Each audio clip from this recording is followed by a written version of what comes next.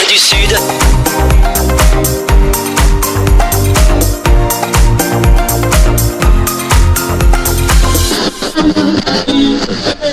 L'invité du jour, le rendez-vous de Radio Call Direct. On va parler avec Laure la présentation du musée des Bastides, c'est ça ? Oui, tout à fait, oui, on va dire un petit mot sur ce qu'est ce musée. Quesaco, c'est ça qu'on dit ? Quesaco, c'est ça. Alors c'est quoi ce musée des Bastides qui est dans l'office de tourisme ? Oui, tout à fait, oui. On a donc ce musée des Bastides qui a été créé en 1996, donc il y a bientôt 30 ans, à l'occasion d'un concours régional dont la Bastide de Montflanquin avait été lauréate, qui s'appelait Station Bastide. Donc ce musée est ici sur 2 étages. En rez-de-chaussée, on a l'accueil, et puis sur les 2 niveaux, nous avons le musée. Juste pour dire un mot par rapport à ce concours régional, donc les fonds du concours ont permis effectivement de rénover tout le bâtiment là, qui est derrière nous. Donc l'accueil de l'office et puis donc cet espace d'exposition, et a permis également de rénover, de mettre en place en tout cas la maison des jeunes et de la culture, notamment ce type d'établissement qu'on a ici à Montflanquin. Voilà. Donc pour ce musée des Bastides, alors on va quand même le préciser, ce n'est pas le musée des Bastides de Montflanquin, c'est bien le musée des Bastides, mais qui est situé à Montflanquin. Voilà. Donc on parle d'un phénomène qui concerne tout le sud-ouest de la France. On parle de ces villes nouvelles qui ont été créées entre les 13e et 15e siècles.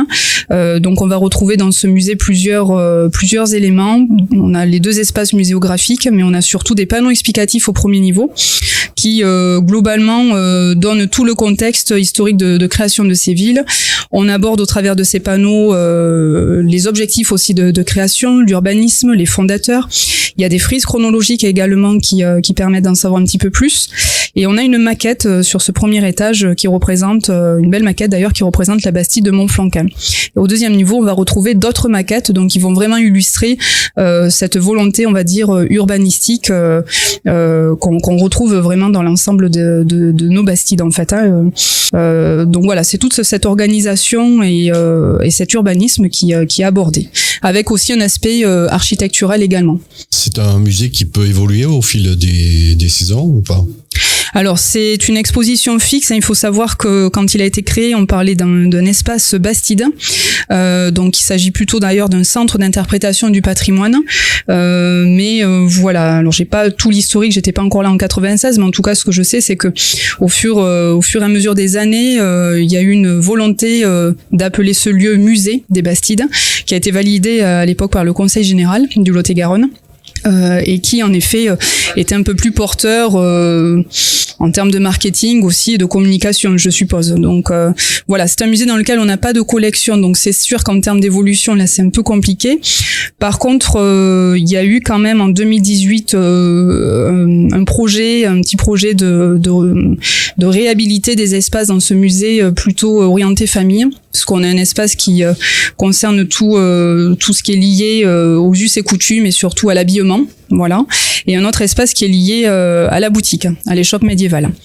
Donc ces 2 parcours, voilà, on essaie de continuer à les valoriser comme ils avaient été pensés à ce moment-là. Depuis, en effet, on n'a pas plus que ça sur la scénographie, mais justement, on a mené des réflexions. Alors c'est surtout Alexandra qui est guide conférencière chez nous, et je me permets de faire un peu écho à ces notes justement, puisque normalement c'est elle qui aurait dû intervenir.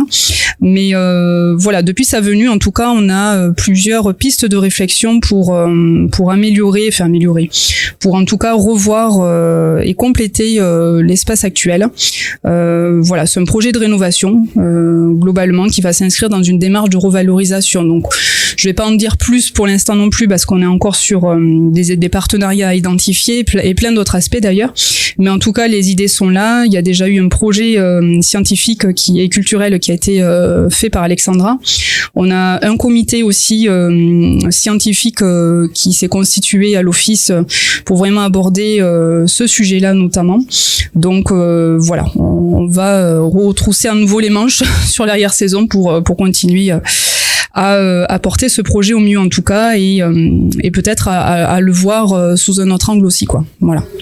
Alors, le musée des Bastides, il est visitable en saison ou... Oui, tout à fait. Donc, en fait, on a 2 temps dans ce musée. On a un temps de saison, donc de début avril à fin octobre, on ouvre le musée aux individuels.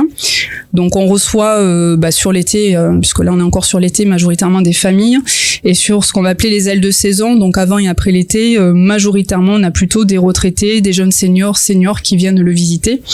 Globalement, une clientèle française également, comme on l'évoquait ce matin, mais on a aussi une clientèle étrangère. Bon, les panneaux sont traduits. Nous, on remet aussi un document un peu plus affiné sur la traduction. Donc, on a quand même, cette clientèle étrangère qui a à cœur aussi de savoir ce que sont ces villes, notamment les Anglais qui aiment bien comparer. Est-ce que c'est une Bastide française, anglaise? Ça fait un peu écho à leur histoire aussi. Donc, souvent, ils ont l'impression d'ailleurs que Montflanquin, c'est français. C'est anglais, pardon. Et justement, on leur dit non, c'est Alphonse de Poitiers, donc c'est français. Mais à un moment donné, la Bastide a été dans les mains des Anglais, et ensuite le pouvoir français est revenu. Donc, il y a toute une histoire comme ça, évidemment propre au Sud-Ouest, qui permet à cette clientèle de mieux apprécier aussi ce patrimoine-là, quoi. Et ça fait des échos surtout pour cette clientèle anglaise, notamment.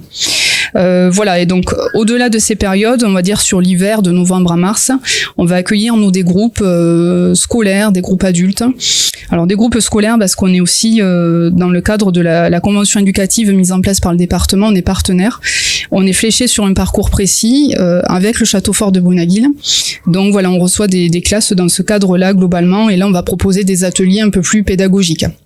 Donc, c'est-à-dire que les scolaires pourront avoir une approche de l'urbanisme, notamment, et également de la charte des us et coutumes, donc document administratif qui était très important quand même à cette époque quand on a construit ces villes. Bastide, en fait, c'est ça, c'est quelque chose que vous préparez. Voilà, ça va être la 2e édition, lancée par le département. Qui a à cœur de valoriser et de faire la promotion de ces Bastides.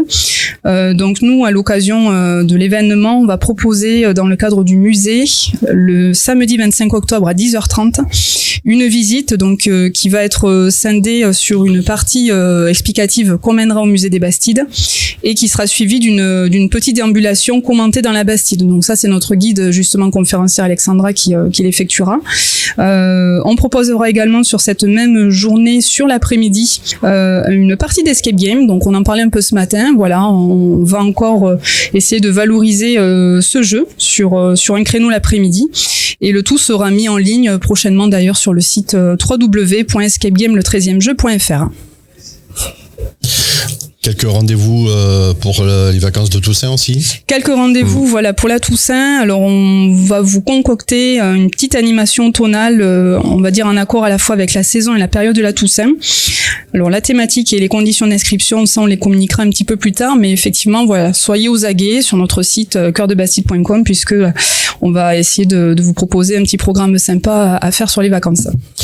Et donc, les journées européennes du patrimoine qui auront lieu samedi 20 et dimanche 21 septembre à Montflanquin et Villeréal, c'est ça ? Oui, tout à fait. Oui, à Montflanquin, Villeréal, et puis au-delà aussi, puisque Chloé complétera le tout. Donc, concernant Montflanquin, justement, on a l'historien Pierre Simon qui va intervenir sur la thématique boire et manger à l'époque des Bastides. Donc, c'est un thème qui est abordé dans l'exposition du même nom, qui a été réalisée par la Fédération des Bastides d'Aquitaine. Donc, l'idée, là, l'objectif, en tout cas, c'est d'en apprendre plus sur la vie quotidienne des femmes et des hommes à cette période, sur les pratiques alimentaires, le commerce, etc. Donc, il y aura une conférence qui sera donnée par Pierre Simon le samedi 20 septembre, de 11h à midi, à la salle des consuls, qui se situe là, juste dans la rue des Arcades. Je l'ai pas trop précisé tout à l'heure en parlant du musée, mais le musée, depuis quelques mois maintenant, depuis même 2 ans, puisqu'il y avait eu un travail il y a quelque temps avec une ancienne guide, justement, qui nous a permis d'être rattachés à cette fédération et de faire en sorte que le musée reste un élément central sur l'association, la Fédération des Bastides. Cool Direct, priorité à la parole.